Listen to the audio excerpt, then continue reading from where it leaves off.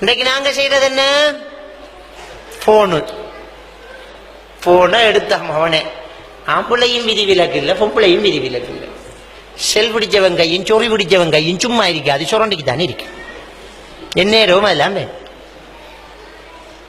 அதுல இந்த ஃபேஸ்புக்கு, இந்த வாட்ஸ்அப்பு 24 hours அதெல்லாம் நொய்யண்டு அதெல்லாம் தட்டி தட்டி. புருஷன் இருப்பான் ஊர்கிட்ட, போன்ல இருப்பா இவன். பொண்டாட்டி இருப்பா வீட்டுல, போன்ல இருப்பான் அவன். பொண்டாட்டிய தொட்டத்தை விட போனை தொட்டதான் கூட. ஒரு வீட்டுல புருஷன் பொண்டாட்டியும் பக்கத்துல இருப்பாங்க, ஆளுக்கு ஒரு ஆளோட பேசிட்டு இருப்பாங்க.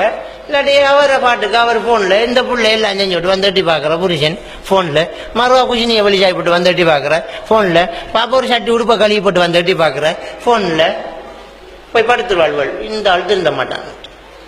குடும்பங்கள் பிரியுது, நிறைய குடும்பங்கள் பிரியுது. காரணம் என்ன? போன், இந்த டிவி. இதை நீங்க இப்படியே வச்சுக்கிட்டு புள்ள வளர்த்தா உங்களோட புள்ள இதை விட வேகமா நிற்கும். உங்களோட மாப்பிள்ளை மார்க்கிட்ட சொல்லுங்க, நீங்க கொஞ்சம் மாறுங்க தயவு செஞ்சு. நீங்க பொம்பளையில் அதை விட மோசம். இந்த நாடகம் போகுதாமன்ட்டா இனி நகைய கலட்டிக்கு போனாலும் விளங்குறது நாடகத்துல குந்தினா.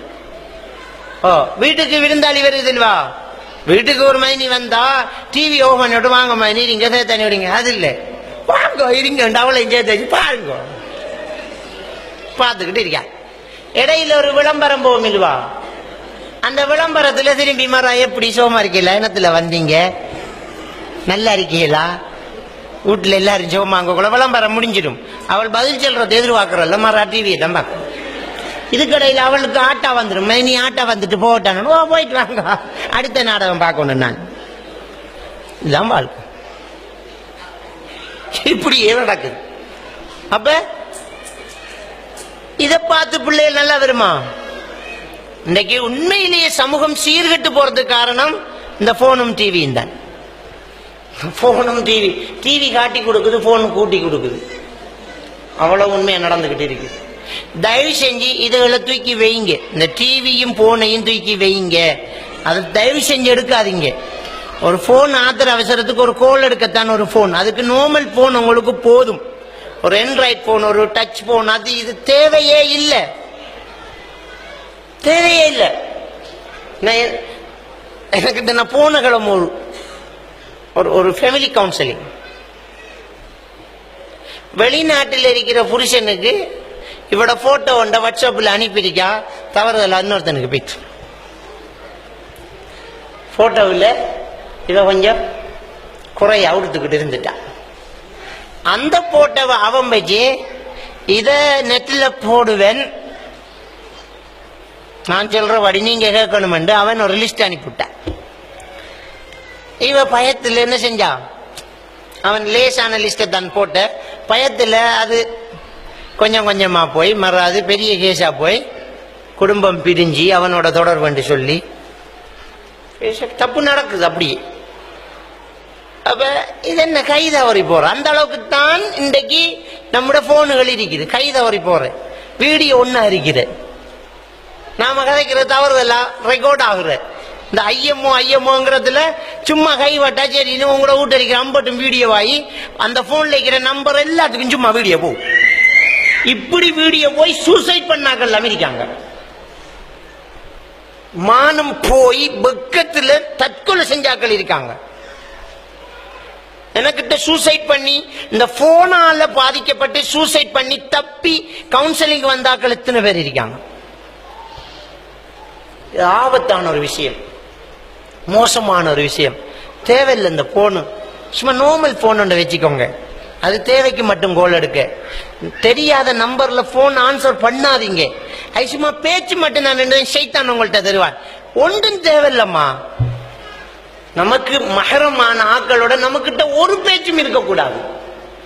ரொம்ப கவனமா இருக்கணும். இன்னைக்கு சமூக கொடுமைகள் தலைவிரிச்சு கிராமம் பட்டணம் என்ற எல்லா இடத்தையும் மாற்றுது. காரணம் அந்த போனு, இன்டர்நெட், டிவி. அதை தயவு செஞ்சு மூடி வச்சுட்டு புள்ள வளர்க்குற வேலையை பாருங்க. பிள்ளைக்கு மார்க்கம் சொல்லி கொடுக்கிறது, பிள்ளைக்கு இல்ம சொல்லி கொடுக்கிறது, இதை செஞ்சு பாருங்க. நாங்க உட்கார்ந்து பிள்ளைக்கு ஓதி கொடுக்கணும். இன்றைக்கு மொண்டசரி பிள்ளைக்கு டியூஷன் மொண்டசிறிய தேவையான்னு கேட்கணும்.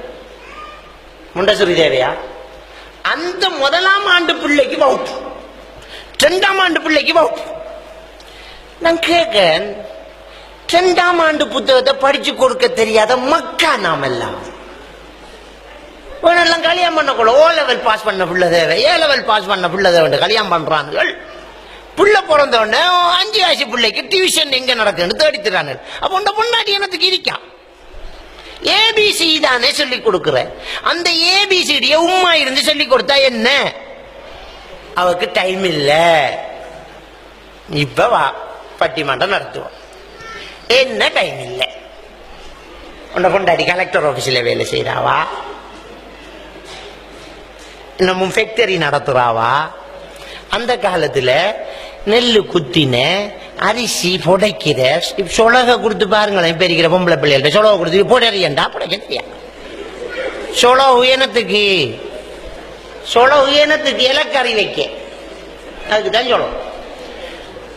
அரிசி நெல்லு குத்தணும், அரிசி புடைக்கணும், அரிசிக்கு கல்லு கிடக்கு, அரிசி அரிக்கணும், அதுக்கு அரிக்க மேலான்னு சொல்ல. அது இல்லை. இப்ப அரிசி அரிக்கணும், கொல்லி கொத்தணும், கோடாலி விட்ட இல்ல, கொச்சிக்கு அரைக்கணும், அம்மி கிளவி விட்ட இல்ல. இப்ப தூள் அடுப்பு இல்லாட்டி கொல்லி அடுப்பு, அடுப்பு கொல்லி அடுப்ப மூட்டுறதே ஒரு ட்ரிக்ஸ். அடுப்புக்கு சும்மா கொல்லிய வச்சா பத்தாது, அதை வைக்கிற மெதட் இருக்குது. தூள் கொல்லி சின்ன கொல்லி நடுவில் வச்சு காத்து போற மாதிரி இடம் வச்சு மத்த கொல்லிய கிளப்பி வச்சு குச்சை தட்டி வச்சா எண்ணெய் ஊத்தாம நெருப்பு மூட்டுற.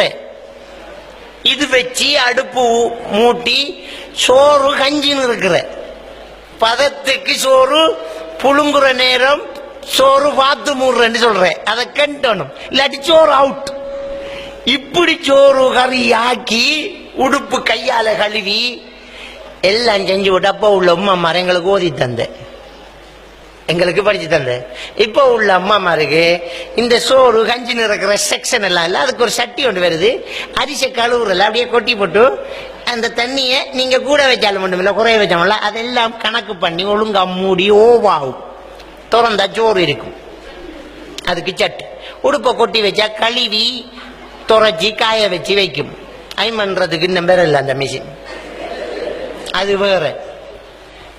இந்த கொச்சிக்கு அடிக்கிறாது இதெல்லாம் ஒன்றுமில்லை, எல்லாம் பக்கத்து பக்கட்டா வருது. கொட்டினா சோறு கறி இறைச்ச கொட்டி இந்த பக்கட்டை கொட்டி பெரட்டுக துண்டுல எழுதிருக்கு பெரட்டினா இறைச்சி கறி. இப்படி ரொம்ப ஈஸியா 5 நிமிஷத்துக்கு 50 பேருக்கு சமைச்ச பொண்டாட்டிக்கு 5 வயசு பிள்ளைக்கு படிச்சு கொடுக்க நேரம் இல்லைண்டா இதுக்கு என்ன செய்ய?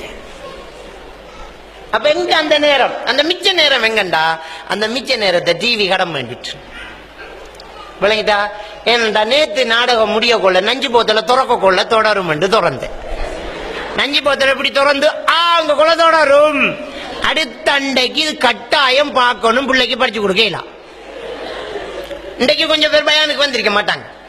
நேத்து வாரண்டு முடிவு எடுத்திருப்பாங்க. நேற்றைய நாடகம் துவக்க நீட்ட கொள்ள முடிஞ்சிருக்கும். இன்றைக்கு பயம் போனா போகட்டும், அவன் சுட்டானா இல்லையாண்டு பார்க்கணும்.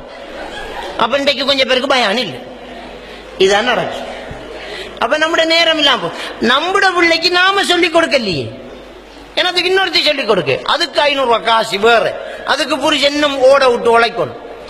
இப்படி இல்லாம நம்முடைய பிள்ளைக்கு நாம சொல்லிக் கொடுக்கிறது.